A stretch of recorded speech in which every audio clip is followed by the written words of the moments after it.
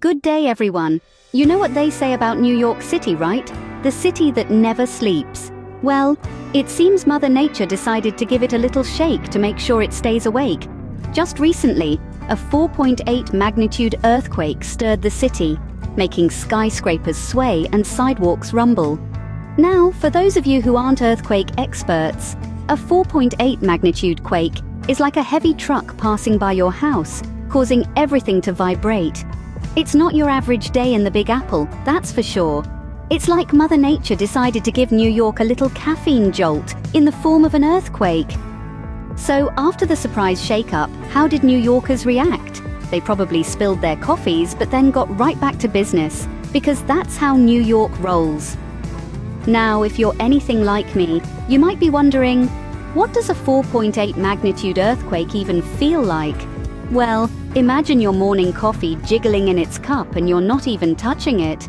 According to a recent article in Business Insider, the earthquake lasted a mere 20 seconds. 20 seconds! That's shorter than the time it takes to reheat your coffee in the microwave. But don't let that fool you.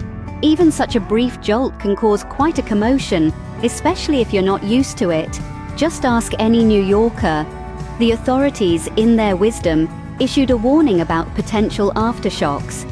Now, if you're not familiar with the term, an aftershock is essentially an earthquake's annoying little sibling.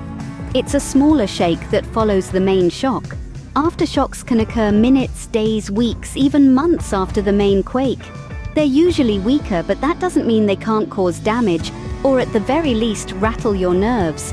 Now, as for how New Yorkers reacted to the earthquake and the subsequent aftershock warning, well, it's safe to say they took it in stride. There were no reports of panic buying of duct tape and canned beans. In fact, I bet the most common response was probably, "An aftershock? Is that all? Classic New York." But let's not forget, while we're chuckling about disrupted coffee routines and the indomitable spirit of New York, earthquakes are serious business. They can cause significant damage and loss of life, as we've seen in places like Indonesia. So let's take a moment to appreciate the preparedness and resilience of the people who deal with these natural disasters regularly. But knowing New Yorkers, they probably took the aftershock warning as a challenge rather than a threat. Bring it on, Mother Nature! So, what exactly is an earthquake, and why does it happen?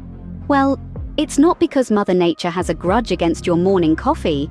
Earthquakes, in the simplest terms, are the Earth's natural means of releasing stress. Imagine the Earth's crust as a giant jigsaw puzzle, composed of numerous pieces called tectonic plates. These plates are constantly moving, albeit at a snail's pace.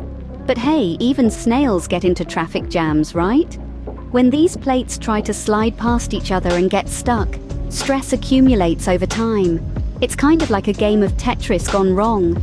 The stress keeps building until finally, the plates slip, releasing a burst of energy that we feel as an earthquake. The epicenter, or the point on the Earth's surface directly above where this slip happens, is where the shaking is usually the strongest. This is why places like California, and yes, even New York, can experience earthquakes. They're located near the boundaries of these tectonic plates. However, don't start packing your bags for Mars just yet. Most earthquakes are so small, humans can't even feel them. And remember, earthquakes aren't out to get you. They're just a part of our dynamic planet's natural processes. It's like the Earth's way of saying, "Hey, I need a little adjustment here." So the next time you feel the ground shaking, it's not your neighbor's loud music, it's just the Earth playing a game of Tetris. So, how do we deal with earthquakes? Well, a good start is not to panic. After all, it's just Mother Nature's way of saying, hello. Now, here are some tips to shake off those jitters. First and foremost, remember the mantra: drop, cover, and hold on. Sounds like a dance move, right? Well, consider it the cha-cha of survival. Practice this during commercial breaks of your favorite TV show, or when you're waiting for that microwave popcorn to pop. Next, always have an emergency kit ready. Think of it as your VIP backstage pass to survival.